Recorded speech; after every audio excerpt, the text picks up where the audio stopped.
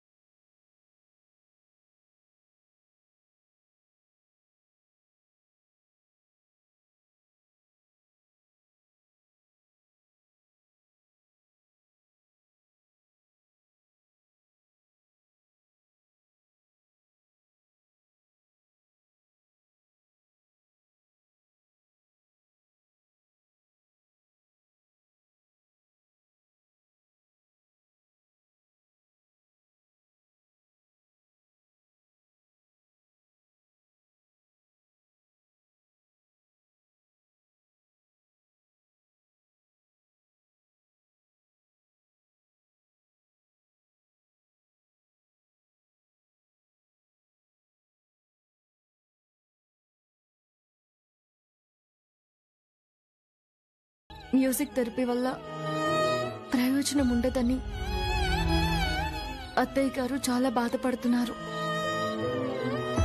జరగనివ్వను, ద్వితీయ విఘ్నం జరగనివ్వను. నేను పాడతాను. ద్వితీయ విఘ్నం జరగకుండా నేను పాడతాను. రేపు ఉదయం అత్తయ్య గారితో రూపారానికి జ్వరం తగ్గింది, వచ్చి పాడింది, ద్వితీయ విఘ్నం జరగలేదు అని చెప్తాను. అత్తయ్య గారి మనసు కుదుట పడుతుంది.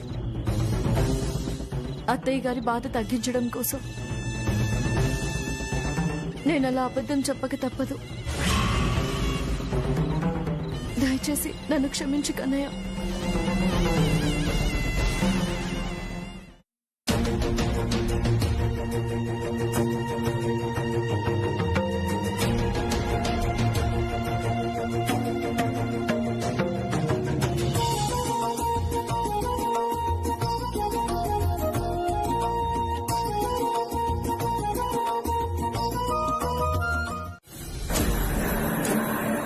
ఏంటి రాత్రంతా నిద్ర పట్టట్లేదు? మనసంతా ఏదో ఆందోళనగా ఉంది. కొంపదీసి అక్కడ మ్యూజిక్ థెరపీ జరుగుంటుందా? తాతయ్య స్పృహలోకి వచ్చుంటాడా? గురువమ్మకి ఫోన్ చేసి కనుక్కుందాం.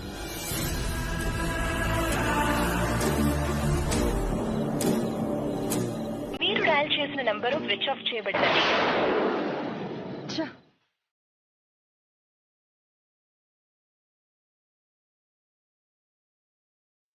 మీరు డయల్ చేసిన నంబరు స్విచ్ ఆఫ్ చేయబడినది.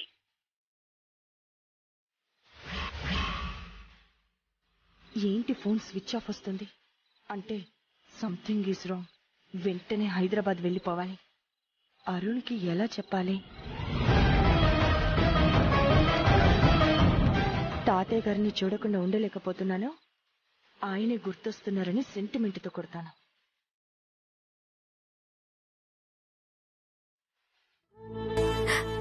అత్తయ్య గారికి ఆ బాధని తగ్గించడం కోసమే తాతయ్య గారిని బ్రతికించమని నిన్ను అంతలా వేడుకున్నాను.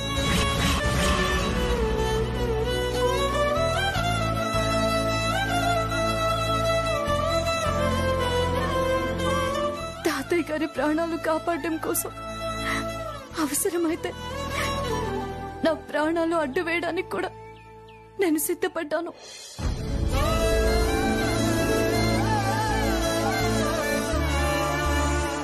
అందుకే రూపారాణి జ్వరం వల్ల రాలేకపోతే మ్యూజిక్ థెరపీ నేనే చేయాలని నిర్ణయించుకున్నాను.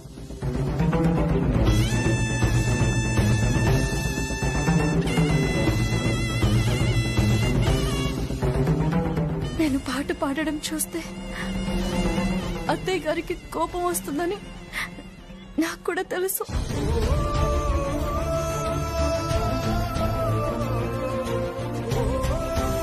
అత్తయ్య గారికి కోపం రావడం వల్ల ఏం జరుగుతుందో కూడా నాకు తెలుసు. ఏం జరిగినా పర్వాలేదనుకున్నాను. నా జీవితం ఏమైపోయినా పర్వాలేదనుకున్నాను.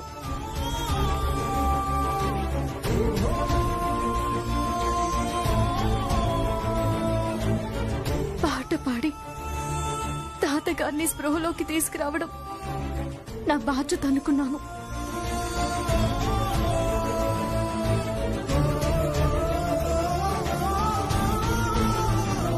నాకు నీ ఆశీస్సులున్నాయి కాబట్టి నా బాధ్యతలు నేను పూర్తి చేయగలిగాను.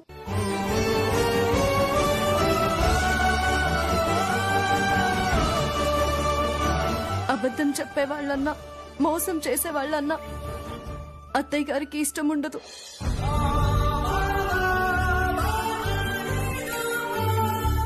ఇంతకాలం పాటలు పాడడం నాకు రాదు అని చెప్పి అత్తయ్య గారికి అబద్ధం చెప్పాను.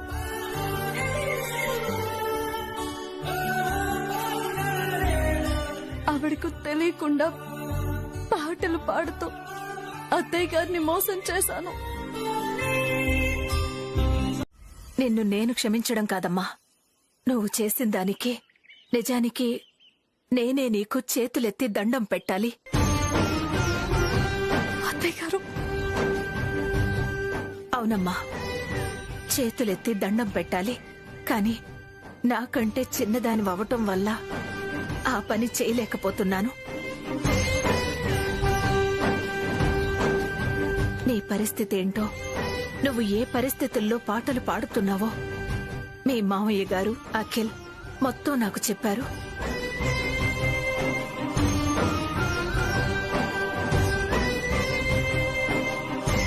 అది విన్నాక నా కోడలు ఎంత గొప్పదో నాకు అర్థమైందమ్మా.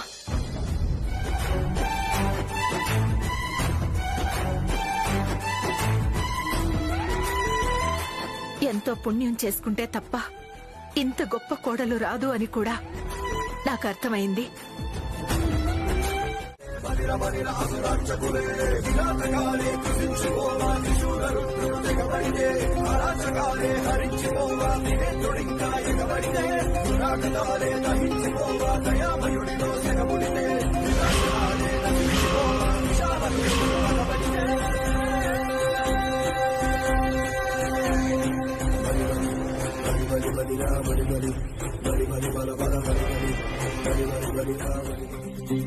ఏంటి అందరు అదోలా ఉన్నారు? రాంగ్ టైంలో ఎంట్రీ ఇచ్చానా ఏంటి? ఏదైతే నేనులే, ఇప్పుడు ఊరు వెళ్ళిపోతున్నాగా, ప్రాబ్లం లేదు. వదినా, మా ఊరు నుంచి నాకు ఫోన్ వచ్చింది. మా పొలం గట్టు విషయంలో ఏదో గొడవ జరుగుతుందట. మా రైతు ఫోన్ చేశాడు.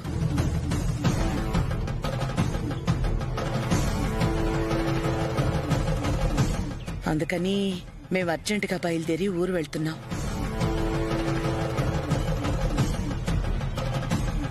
వస్తాం వదినా, వస్తాం అన్నయ్య గారు. పదమ్మా. ఆగు ఆగు ఆగు.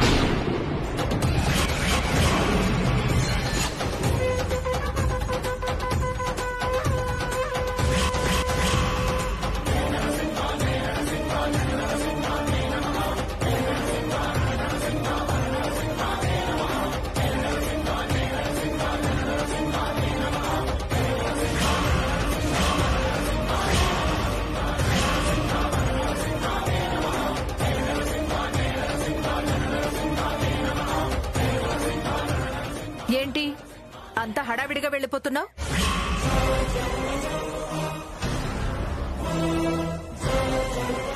ఇప్పుడు అంత అర్జెంటుగా వెళ్లడం అవసరమా? అవునదినా, వెళ్ళాలి. వెళ్ళకపోతే నీ జాతకం బయటపడుతుందని భయమా?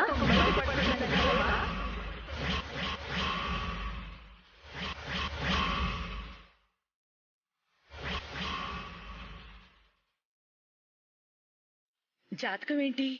బయటపడ్డం ఏంటి? ఏంటా?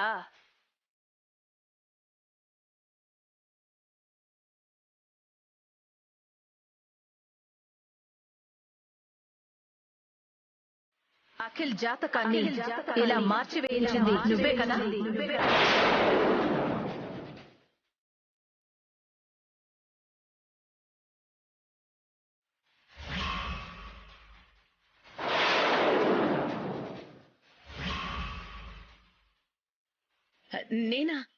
నేనెందుకు అలా చేస్తాను వదినా? ఎందుక శ్యామ జీవితాన్ని నాశనం చేయడానికి?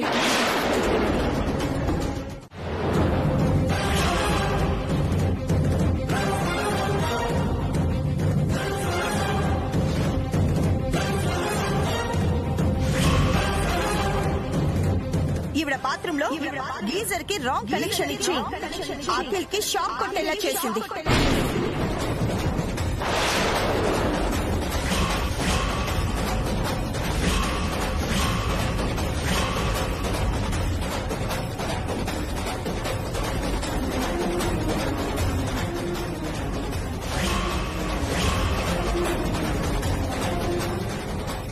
అబద్ధం, ఇది పచ్చి అబద్ధం. నిజం, పచ్చి నిజం.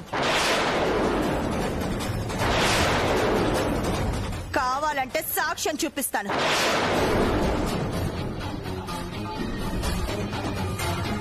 చూడండి అత్తయ్య.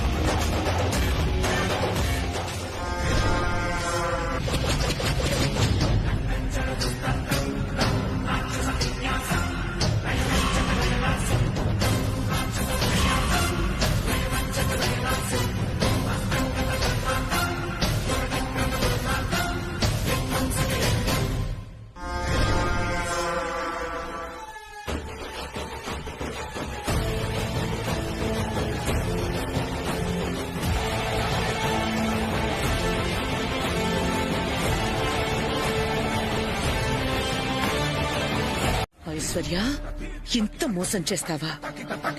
నిజం బయటపడేసరికి నువ్వు దొరలా మారిపోయి నన్ను దొంగం చేస్తావా? వదల్ను, నిన్నొదల్ను. ఇంతకింత అనుభవించేలా చేస్తాను. మమ్మీ, గతంలో ఐశ్వర్య నీతో చాలా సార్లు ఫోన్ లో మాట్లాడింది కదా, ఆ రికార్డింగ్స్ అన్ని ఉన్నాయిగా? ఉన్నాయి. ఆ రికార్డింగ్స్ అన్ని భద్రంగా ఉన్నాయి. అయితే ఆ రికార్డింగ్స్ అన్ని బయట పెడదాం. ఐశ్వర్య నిజస్వరూపం బయటపడుతుంది కదా. ఇప్పుడు గనక మనం దాని నిజస్వరూపాన్ని బయటపడేలా చేస్తే అది నీ పెళ్లి జరగకుండా ఏదో అడ్డుపుల్ల వేస్తుంది. వసంత వాళ్లలాగా ఐశ్వర్య క్షమించే రకం కాదు, పగబట్టి తీర్చుకునే రకం. అందుకే ప్రస్తుతం మనం సైలెంట్ గా ఉందాం.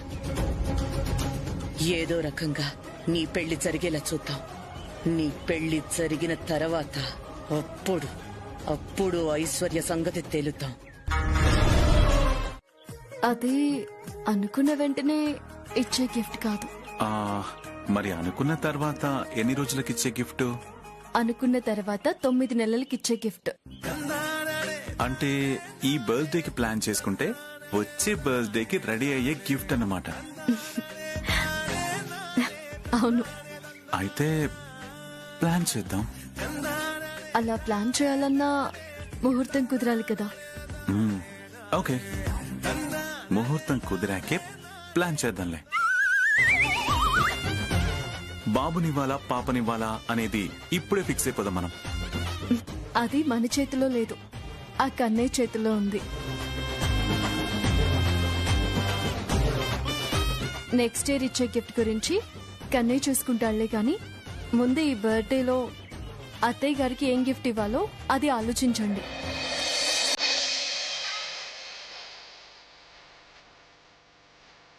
డైమండ్ నెక్లెస్ ఇద్దామా? అత్తయ్య గారికి అలాంటి నెక్లెస్లు బోలెడున్నాయి. మరి ఏమిద్దాం?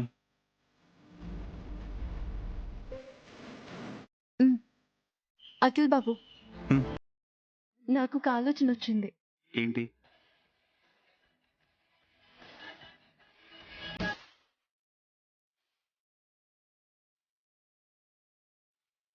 ఆ గిఫ్ట్ గనక మమ్మీకి ఇచ్చామంటే మమ్మీతో పాటు ఫ్యామిలీ మొత్తం కూడా సర్ప్రైజ్ అయిపోతారు. సార్ పిలిచారంట? కూర్చోండి. పర్లేదు సార్. చెప్పండి సార్. కృష్ణ తులసిని కూడా రమ్మని చెప్పాను, తను వచ్చిన తర్వాత చెప్తాను. అలాగే సార్. అదిగో వచ్చింది. రామారా కూర్చో. పర్లేదు సార్. కృష్ణ తులసి వచ్చింది కదా సార్, చెప్పండి. నేను సడన్ గా అమెరికా వెళ్లాల్సి వచ్చింది. రేపే వెళ్తున్నాను. 2 నెలల వరకు రావడానికి కుదరదు. సో ఈ 2 నెలలు మన ఎఫ్ఎం స్టేషన్ ని మీరే చూసుకోవాలి. అలాగే సార్, తప్పకుండా. సౌజన్య, నేను అమెరికా నుంచి తిరిగి వచ్చేంత వరకు స్టేషన్ ఇన్ఛార్జిగా నేను నియమిస్తున్నాను. Thank you so much sir, thank you. నా మీద నమ్మకంతో ఇంత బాధ్యతను నాకు అప్పగిస్తున్నందుకు థ్యాంక్ యూ సో మచ్. నేను నీకు బాధ్యత అప్పగిస్తే సరిపోదు సౌజన్య. నువ్వు బాధ్యతగా ఫీల్ అయ్యి నీ బాధ్యతను నువ్వు బాధ్యతగా నిర్వర్తించాలి. Sure sir. స్టేషన్లో ఎవరి వల్ల ఎలాంటి సమస్యలు వచ్చినా ఆ సమస్యల్ని చక్కగా పరిష్కరించుకుంటూ అందరినీ కలుపుకుపోతూ ఉండాలి. తప్పకుండా సార్, తప్పకుండా మీరు చెప్పినట్టు చేస్తాను. All the best. Thank you sir.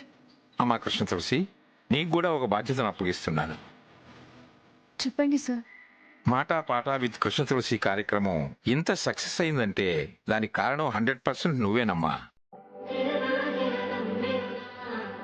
ఇలాంటి సక్సెస్ఫుల్ ప్రోగ్రామ్ మరొకటి డిజైన్ చేసి దాని గురించి సౌజన్య వాళ్ళతో కూడా డిస్కస్ చేసి వీలైనంత త్వరగా ఆ ప్రోగ్రామ్ ని ఎయిర్లోకి వెళ్లేలాగా ప్లాన్ చేయాలి నువ్వు. తప్పకుండా సార్, మీరు చెప్పినట్టే మంచి ప్రోగ్రామ్ డిజైన్ చేస్తాను. All the best. Thank you sir. ఇది ప్రోగ్రామ్ డిజైన్ చేయడం కాదు, మీరు అమెరికా నుంచి వచ్చేలోపు దీని ఉద్యోగం ఊడిపోయే ప్రోగ్రామ్ మేం డిజైన్ చేస్తాం. నేను ఒక మాట చెప్తాను, వింటావా? నీ మాట నేనెప్పుడైనా కాదనన్నానా? లేదు మమ్మీ, కాదని లేదు. అలాగే ఈ విషయంలో కూడా కాదు అనకూడదు. విషయం ఏంటో చెప్పు నాన్నా. శ్యామని ఉద్యోగానికి రిజైన్ చేసేయమని చెప్పేవాటి కదా మమ్మీ. అవును నాన్నా, చెప్పాను. రాజీనామా చేయాల్సి వచ్చినందుకు తను చాలా బాధపడుతుంది మమ్మీ.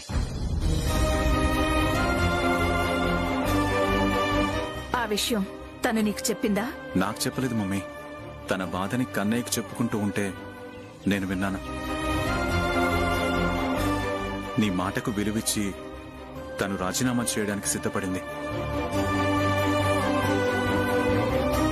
కానీ ఆ పని బాధపడుతూ చేస్తుంది. తనలా బాధపడుతూ రాజీనామా చేయడం నాకిష్టం లేదు మమ్మీ.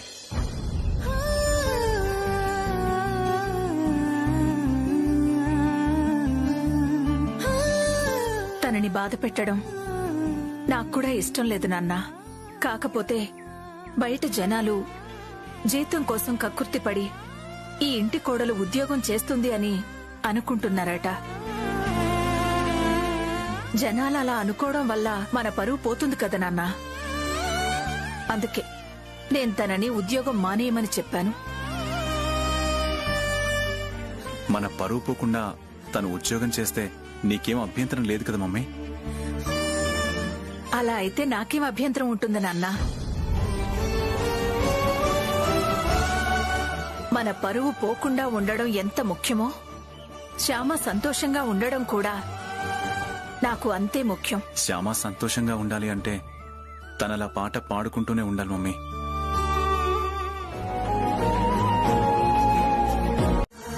అఖిల్ చేతనైంది అఖిల్ చేస్తే నాకు చేతనైంది నేను చేయాలి కదా.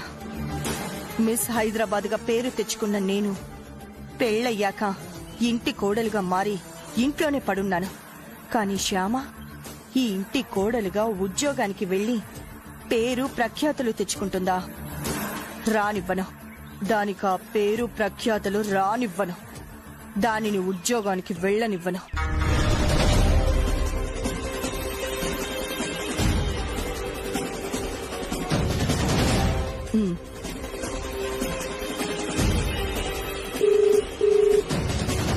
హలో ఐశ్వర్య.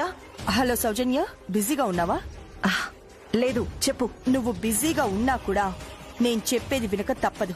అంత ఇంపార్టెంట్ మ్యాటర్ ఇది. ఏంటి అంత ఇంపార్టెంట్ మ్యాటర్? నువ్వు వెంటనే కృష్ణ తులసిని ఉద్యోగంలోంచి తీసేయాలి.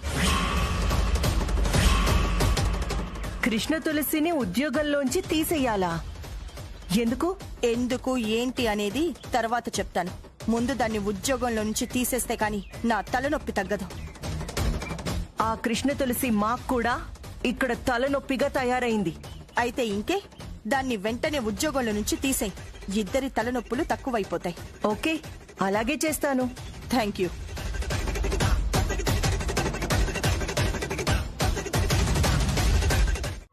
ఎంతవరకు వచ్చింది పని? అవుతుందమ్మా. కొంత స్టాక్ రెడీ అయిందమ్మా. ప్యాక్ చేసి అలా పక్కన పెట్టాం. మిగతా స్టాక్ కూడా తొందరగా రెడీ చేయి. అలాగేనమ్మా, చేసేస్తాను.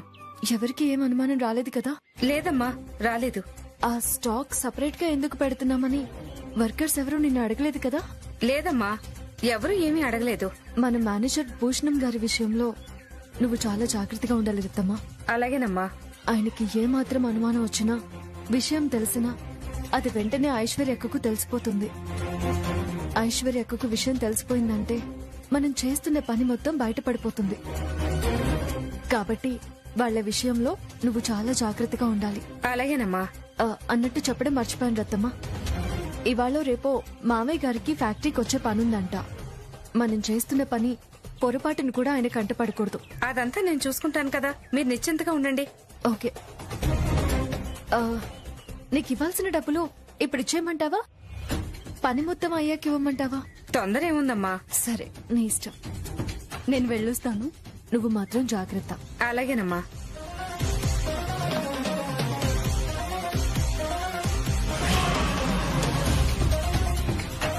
రత్తమ్మా, స్టాక్ ప్యాకింగ్ అయిపోయిందా? అయిపోయింది. లారీ వచ్చింది, అయితే లోడింగ్ మొదలు పెడదామంటావా? అలాగే. సరే. ఏ రంగా, ఆగు.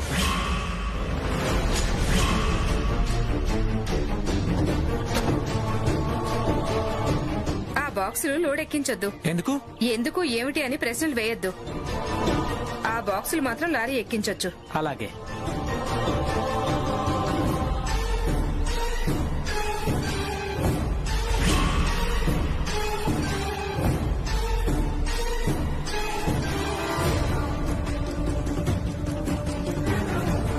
అటుపక్కనున్న బాక్సులు మాత్రమే తీసుకెళ్లి లారీ ఎక్కించాలి, సరేనా?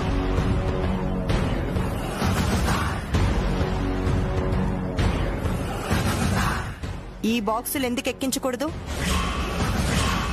అడుగుతుంది నిన్నే. ఈ బాక్సులు ఎందుకు ఎక్కించకూడదు అంటున్నాను. నమస్తే మేడం. ఏంటి మేడం గొడవ? అది మన ఫ్యాక్టరీలోనే తయారైన మసాలే కదా? అవును మేడం. ఆ స్టాక్ ని కూడా మన మార్కెట్లోకి పంపించాలి కదా? అవును మేడం, పంపించాలి. కానీ రత్తమ్మ వాటిని లారీ ఎక్కించొద్దు అంటుంది. ఏంటి రత్తమ్మ, ఎందుకు లారీ ఎక్కించకూడదు అంటున్నావు? ఈ స్టాక్ కూడా మార్కెట్లోకి పంపించాలి కదా, ఎందుకు వద్దంటున్నావు? చెప్పు, కారణం చెప్పు. తెలీదు మేనేజర్ గారు, కారణం నాకు కూడా తెలీదు. శ్యామ మేడం ఈ స్టాక్ ని సపరేట్ గా పెట్టమని చెప్పారు. ఇదే క్వశ్చన్ మన చైర్మన్ గారు నన్ను అడిగారు. డే వైజ్ నీ ప్రోగ్రామ్ రేటింగ్ చూస్తే రోజు రోజుకి నీ రేటింగ్ దారుణంగా పడిపోయింది. బ్లూ ఎఫ్ఎం చరిత్రలోనే ఇంత దారుణమైన రేటింగ్ ఎప్పుడూ చూడలేదని మన చైర్మన్ గారు చాలా సీరియస్ అయ్యారు. అందుకే నిన్ను ఉద్యోగంలో నుంచి తీసేస్తున్నా.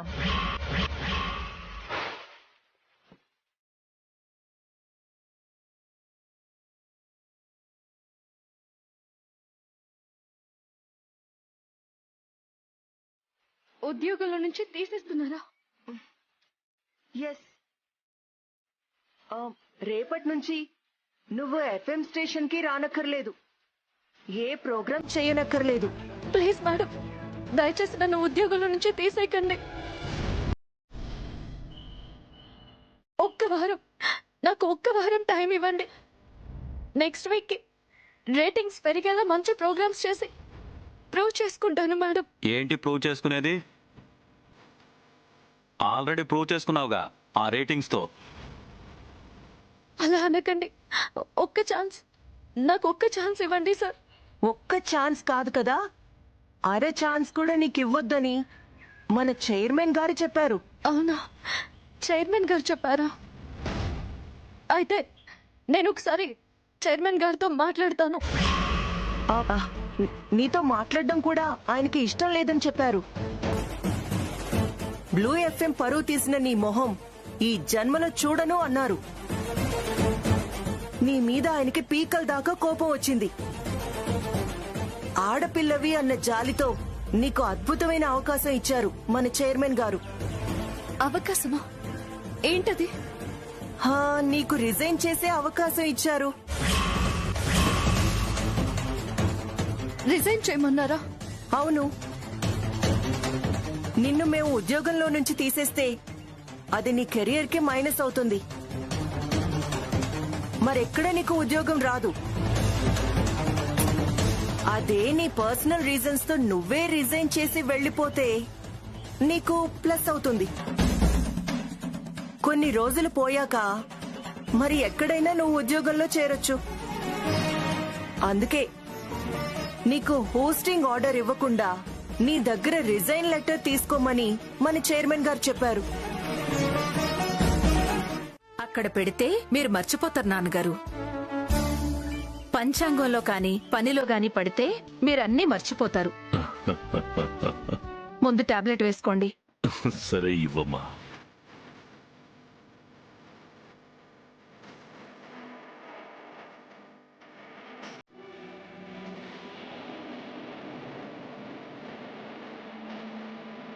అఖిల్ శ్యామ జాతకాలు క్షుణ్ణంగా పరిశీలించానమ్మా. బ్రహ్మాండంగా ఉన్నాయి. కానీ కానీ ఏంటి నాన్నగారు? వాళ్ళ జాతకంలో ఏమైనా దోషముందా? శని వక్ర దృష్టితో చూడడం వల్ల వాళ్ళ జీవితంలో చిన్న చిన్న ఇబ్బందులు ఏర్పడుతూ ఉంటాయమ్మా.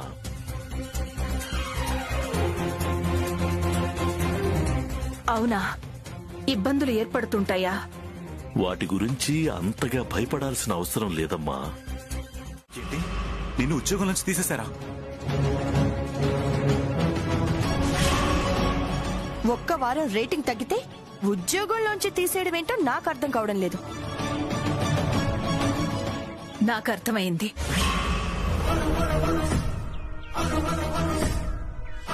అక్కడేదో కుట్ర జరుగుంటుందని నాకు అర్థమైంది. మన శ్యామ ఎదుగుదలని చూసి ఓర్వలేక ఎవరో అలా చేసుంటారని నాకు బాగా అర్థమైంది.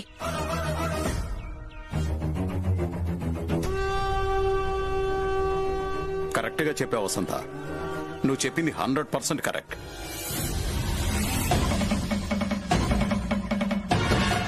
ఎదుటి వాళ్ల ఎదుగుదలని చూసి ఓర్వలేని వాళ్ళు ఎక్కువ మంది ఉన్నారు ఈ సమాజంలో.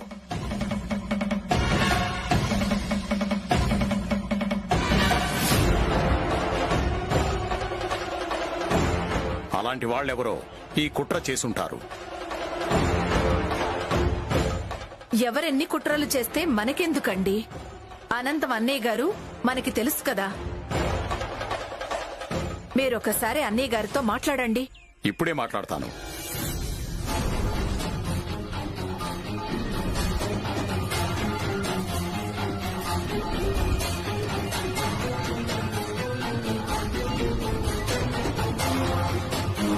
మీరు డయల్ చేసిన నంబరు స్విచ్ ఆఫ్ చేయండి. ఫోన్ స్విచ్ ఆఫ్ వస్తోంది.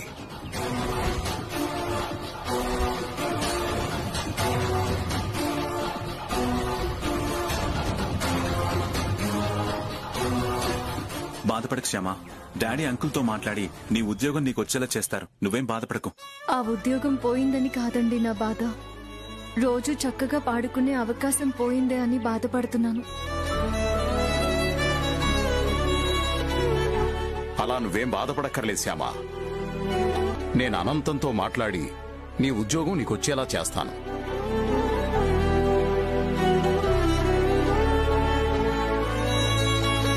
అది కుదరకపోతే వేరే ఎఫ్ఎంలో అయినా నీకు ఉద్యోగం ఇప్పిస్తాను. అది కుదరకపోతే నీకోసం నేనే ఒక ఎఫ్ఎం స్టేషన్ పెడతాను.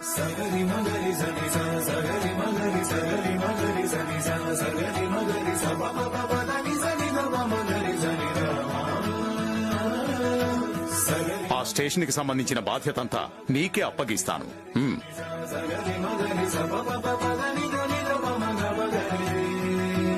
నీకిష్టమైన సంగీతాన్ని నువ్వు నిత్యం పాడుకుంటూ సంతోషంగా ఉండొచ్చు.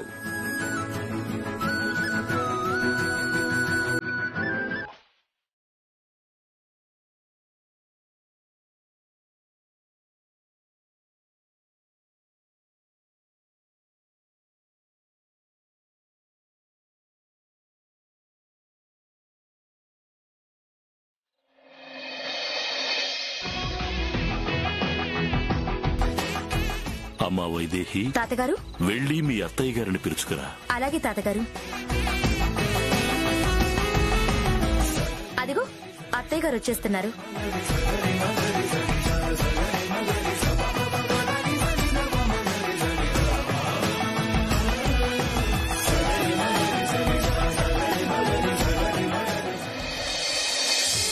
దీర్ఘాయుష్మాన్ భవ, దీర్ఘ సుమంగళీ భవ.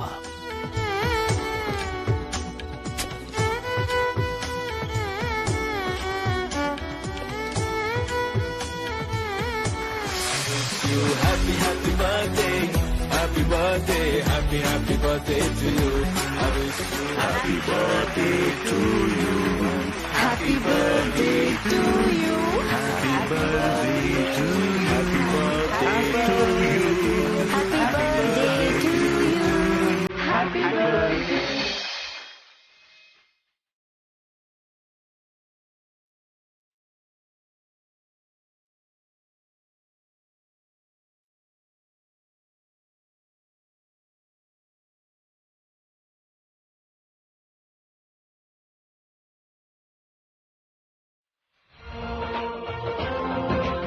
అమ్మా శ్యామ, మీ అత్తగారికి కోయిల లాంటి నీ గొంతన్నా, తేనెలూరే నీ పాటన్నా చాలా చాలా ఇష్టం.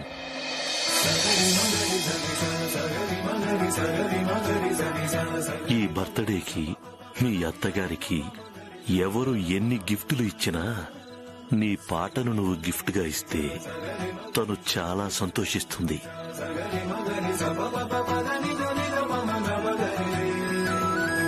మీ అత్తగారికి తొలి గిఫ్టులాగా మా అందరికీ వీణుల విందు కలిగించేలాగా చక్కని ఒక్క పాటని పాడమ్మా. అలాగే తాతయ్య గారు.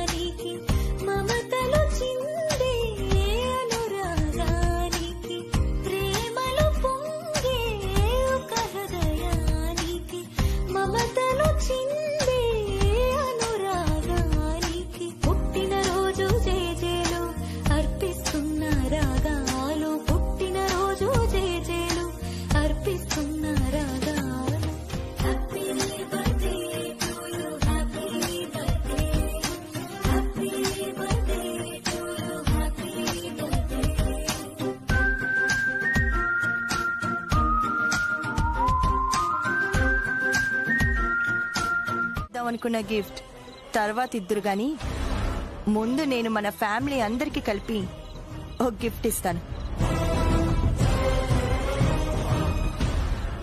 ఊహించని గిఫ్ట్ ఇస్తాను.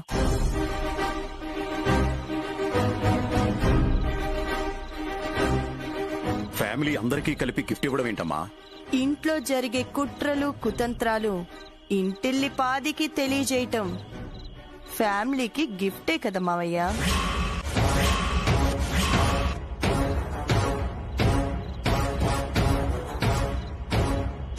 మన ఇంట్లో కుట్రలు కుతంత్రాలా? అవునత్తయ్య, కుట్రలు కుతంత్రాలు జరుగుతున్నాయి.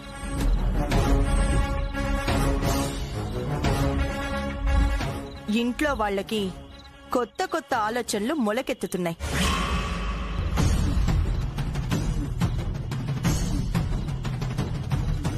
ఎవరి స్వార్థం వారు చూసుకుంటున్నారు.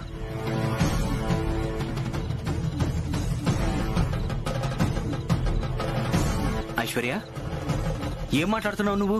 నిజం మాట్లాడుతున్నా, పచ్చి నిజం మాట్లాడుతున్నా.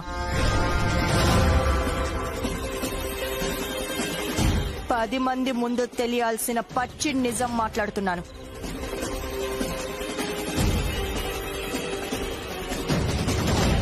ఆనంద గజపతి వర్మ గారి కుటుంబం అంటే ఉమ్మడి కుటుంబం అని చెప్పి 10 మంది అనుకుంటున్నారు.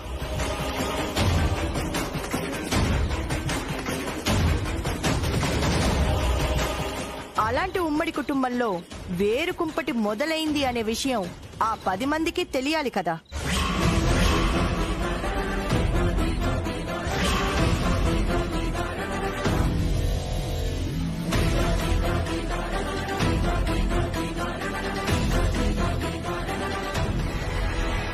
వేరు కుంపట?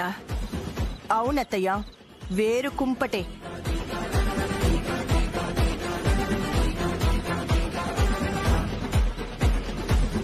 మీ బర్త్డే సందర్భంగా అఖిల్, శ్యామ మీకిస్తున్న బర్త్డే గిఫ్ట్ ఏంటో తెలుసా? వేరు కుంపటి.